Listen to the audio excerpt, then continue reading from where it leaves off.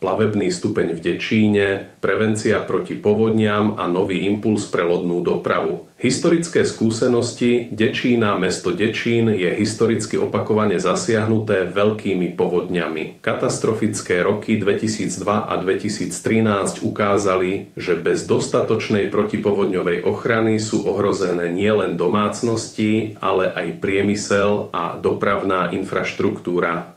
Hladiny Labe v týchto rokoch prekročili 12 metrov a spôsobili škody za stovky miliónov eur. Tieto skúsenosti pripomínajú, že Dečín leží v rizikovej zóne a opakovaná povodeň je skôr otázkou času, než výnimkou. Plavebný stupeň ako prvok ochrany projekt plavebného stupňa v Dečíne je dlhodobo predmetom odborných diskusí. Jeho význam sa však netýka len lodnej dopravy. Stabilizácia hladiny rieky, zníženie rizika extrémnych výkyvov a lepšie riadenie prietokov. Prevencia povodní, moderné plavebné stupne môžu slúžiť aj ako regulačné prvky, ktoré zmierňujú následky veľkých vôd. Bezpečnosť obyvateľov a firiem, ochrana domov, podnikov a dopravných trás pred ďalšími ničivými povodňami. Príklady z iných miest v Čojere Puky, Ústí nad Labem, Baťov kanál ukazujú, že investície do vodohospodárskej infraštruktúry sa oplatia a prevencia je ekonomicky výhodnejšia než riešenie následkov. Druhý aspekt, obnova nákladnej a osobnej dopravy.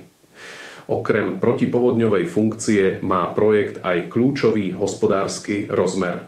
Nákladná doprava. Dečín je bránou českých vodných ciest do Nemecka. Stabilizované parametre rieky by umožnili opätovne využiť ekologickú a kapacitne výhodnú lodnú dopravu na prepravu surovín, stavebného materiálu či kontajnerov. Osobná doprava, rozvoj moderných výletných liniek a riečnej turistiky. Ide o príležitosť pre regionálny cestovný ruch a nové pracovné príležitosti. Komplexný dopravný systém, lodná doprava ako ekologická alternatíva k cestnej a železničnej doprave so znížením emisí CO2. Záver z konferencie Priorita pre celé odvetvie, téma plavebného stupňa Dečín, bola ústredným bodom aj na tohtoročnej konferencii Československé 32. plavebné dni v Litomneřiciach 25.9.2025.